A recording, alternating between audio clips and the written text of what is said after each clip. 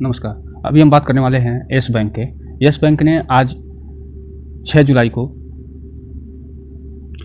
4.5% का upper hand दिखाया है और वर्तमान में 17.95 पे बंद हुआ है, जो कि अगर इसके हम आज ओपन की बात करें तो ये लगभग 17.25 पे ओपन हुआ था और हाई 17.95 बनाया है, जो कि अभी आपको हमने दिखाया कि उसी पे बंद हुआ है। लो 17.25 का बनाया हुआ है। इसका हम मार्केट कैप की थोड़ा सा बात करें तो ये इसका मार्केट कैप 5.62 ट्रिलियन है। इसका पी रेशियो 64.11 है।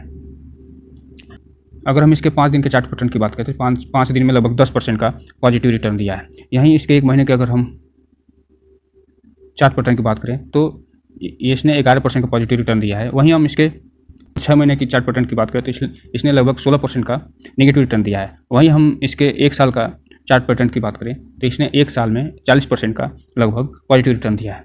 वहीं मैक्सिमम चार्ट पैटर्न ये दिखा रहा है कि ओवरऑल लगभग 45% का इसने रिटर्न दिया हुआ है।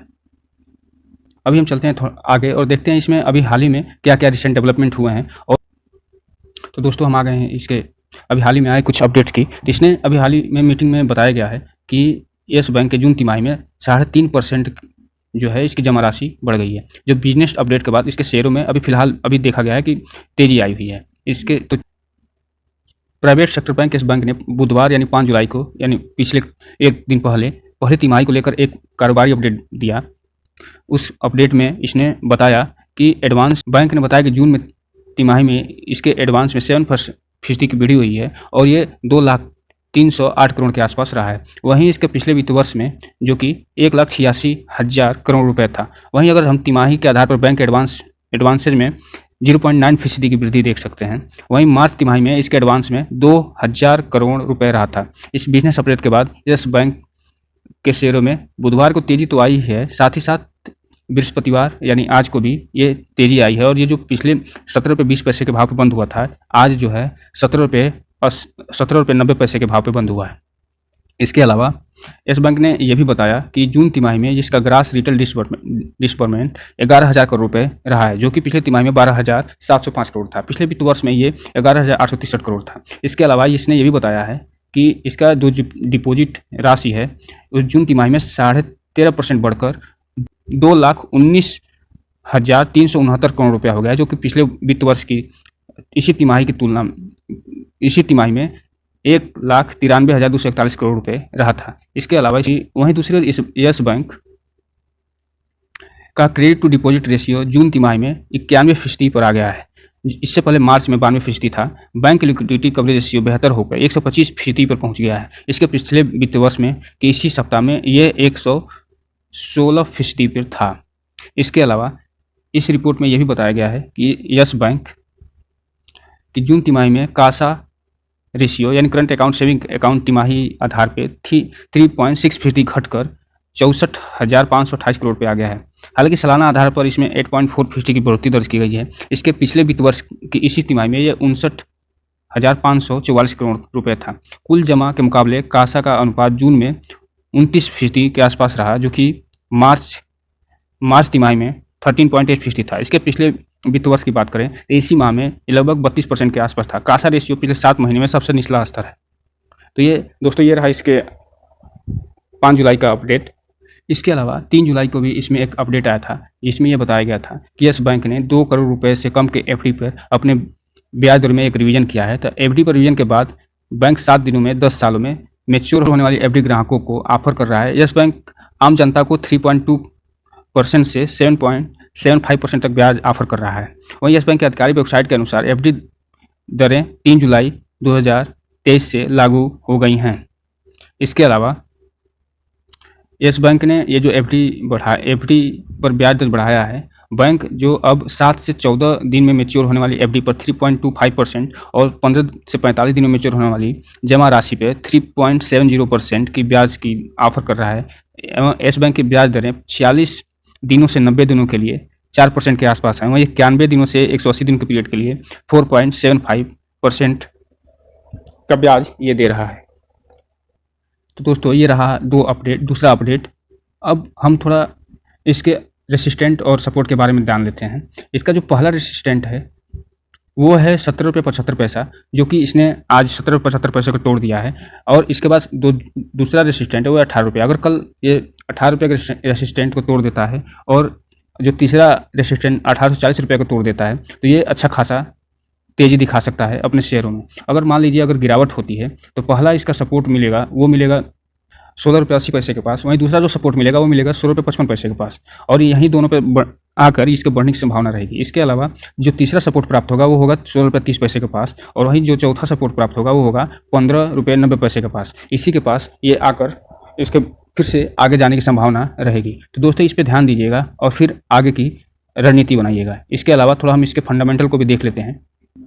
अगर हम इसके थोड़ा फंडामेंटल की बात करें, इसके फंडामेंटल में मार्केट कैप इसका जो है 50,000 करोड़ का है। ये दिखा रहा है कि ये एक लार्ज कैप कंपनी है। इसका करंट प्राइस 17 रुपये 60 पैसे के आसपास इसमें दिखा रहा है, लेकिन अभी हमने देखा था कि ये 17 रुपये 80 पैसे का पास ट्रेड कर रहा है। वहीं 52 वीक हाई ये लगभग 25 रुपया है और 52 वीक लो 12.5 रुपये के आसपास है। पी रेशियो इसका 68.7% है, जो ये बता रही है कि ये अभी महंगा है। वहीं बुक वैल्यू 13 रुपये 4 पैसे के आसपास है और रिटर्न ऑन इक्विटी 2.18% के आसपास है।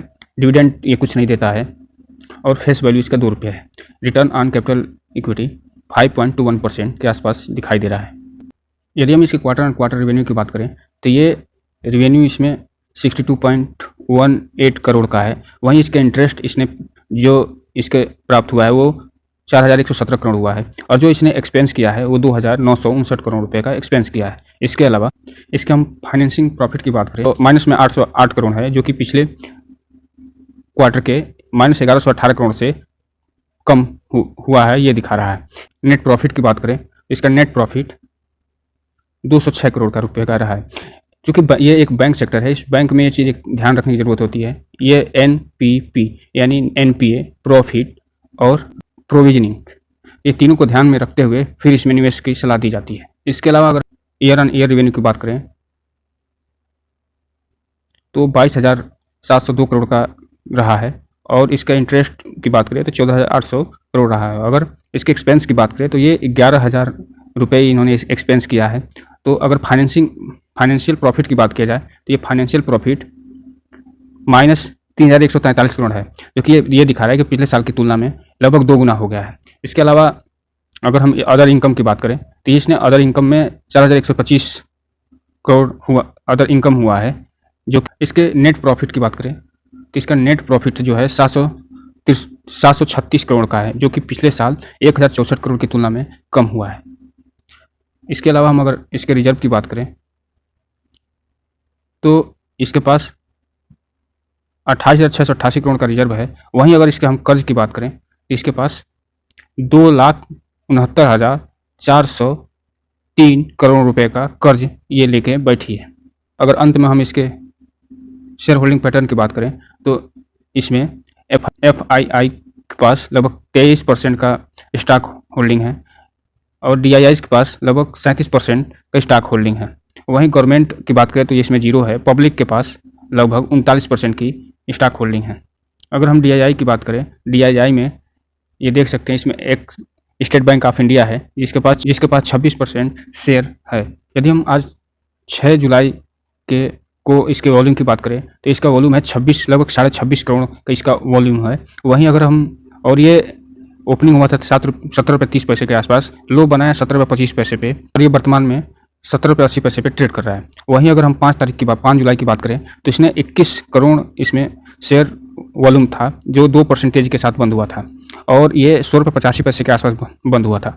अगर हम 4 जुलाई की बात करें तो 32 करोड़ शेयर वॉल्यूम था और ये 2.75% तेजी के साथ बंद हुआ था। और अगर हम 3 जुलाई की बात करें तो इसमें 10 करोड़ शेयर ट्रेड हुए थे और लगभग 1% के तेजी के साथ ये बंद हुआ था।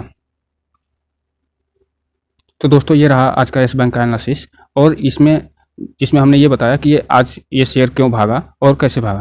क्योंकि अब Q1 के रिजल्ट को आने दीजिए, फिर आप किसी भी निवेश के बारे में सोचिएगा, क्योंकि ये जो क्वार्टर रिजल्ट आने वाले हैं, ये जो अभी हाल ही में रिपोर्ट दी गई है जिसमें बताया गया कि लगभग 13.5% का हिट हुआ है, तो उसका क्या प्रभाव इसके रिपोर्ट पर पड़ रहा है, क्या वास्तव में ये सही है और कि ये प्रॉफिट कितना दिखा रहा है, ये सब जानने के बाद ही हम इस नतीजे पर आगे पहुँचेंगे। इसमें निवेश करना है या नहीं करना है, क्योंकि हम जानते हैं यस बैंक एक डेब्ट ड्रिवन कंपनी है जिसमें बहुत ज़्यादा कर्ज है और एक फाइनेंशियल प्रॉब्लम से जूझ रही है। चूँकि हम बैंक के संदर्भ में जानते हैं कि हमें 3 चीज़ें बहुत ज़रूरी होती हैं, एक एनपीए देखना और एक प्रोविजनिंग देखना और दूसरा प्रॉफिट ये कितना कर रहा है। अगर ये तीनों चीज़ पे कोई बैंक अगर खरा नहीं उतर रहा है तो आप लोग कोई भी निवेश करने से पहले एक बार ज़रूर सोचें। तो दोस्तों, ये रहा आज का टॉपिक। इस चैनल को लाइक करें, सब्सक्राइब करें और घंटा दबाना तो बिल्कुल ना भूलें। जय हिंद।